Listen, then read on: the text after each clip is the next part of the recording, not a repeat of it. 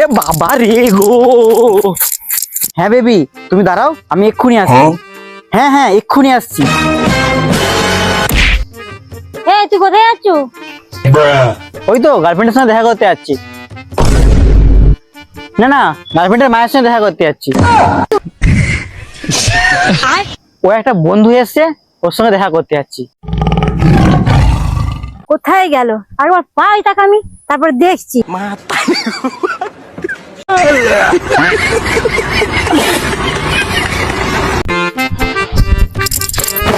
বাবি লাগলো রে, বাবি মরে গেল। ওমা কি হলো গো? এ বাবা কি হলো? এ বাবা কই, উঠো উঠো উঠো উঠো উঠো। উঠাইয়ে না, উঠাইয়ে না। হ্যালো। হ্যাঁ বেবি বলো।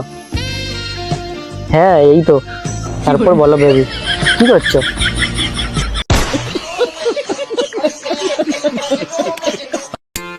মা, মাঠে খেলতে যাচ্ছি আমি। এই দাঁড়া দাঁড়া দাঁড়া দাঁড়া। হ্যাঁ বলো। মাঠে খেলতে যাচ্ছিস তো? মাঠের ধারে একটা নিম গাছ আছে, ওখানে একদম যাসনি। ওখানে একটা পেতনি আছে। হ্যাঁ সে কি বলো? হ্যাঁ রে, কালকে ওখানে কজন বসেছিল, তারা নিজের চোখে দেখেছে। কোথায় যাচ্ছ রে আবার তুই? হাই পেতনি, তুমি কি সিঙ্গেল?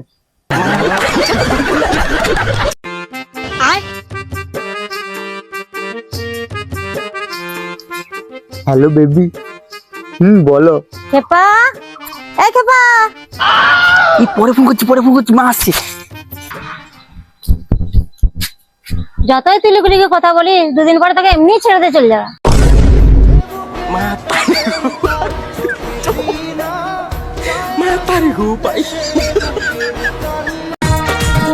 ভাই গার্লফ্রেন্ডের সঙ্গে দেখা করতে যাচ্ছি, যাবি? না না যাবনি। আমার গার্লফ্রেন্ডের বান্ধবী আসছে, যাবি তো? চো। না রে ভাই যাবনি। তোর গার্লফ্রেন্ডের বান্ধবী আসছে বলে তুই আমাকে লোভ দেখাচ্ছু? আমি ওরকম ছিলে না। বাহ ভাই বাহ, স্যালুট। হ্যাঁ তুমি বলো। না না সবুজ এখন ঘুমাচ্ছি।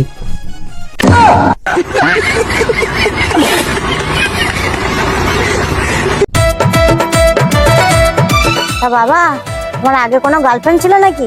আরে গার্লফ্রেন্ড কি বলছেন কাকিমা?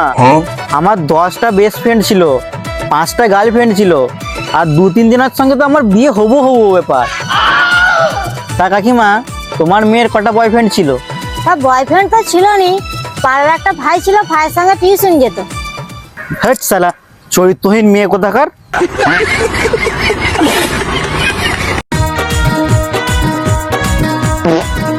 এই এক বালতি জল এনে দে তো।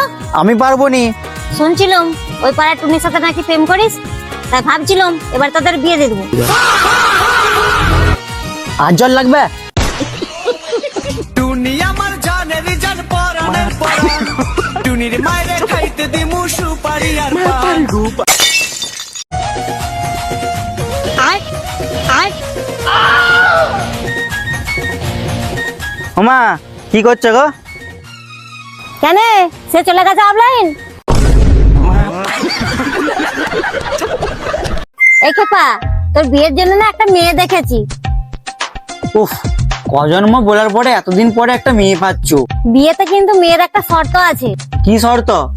বিয়ের পর মেয়েটা কিন্তু জিন্স প্যান্ট পরবা, শাড়ি পরতে পারবে না। তুমি বিয়েটা তো আগে দাও, শাড়ি না হয় আমি পরে নেবো।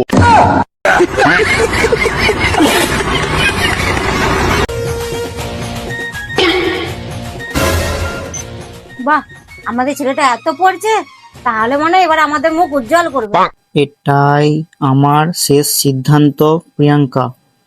আই লাভ ইউ না বললে আমি হাত কেটে ফেলবো।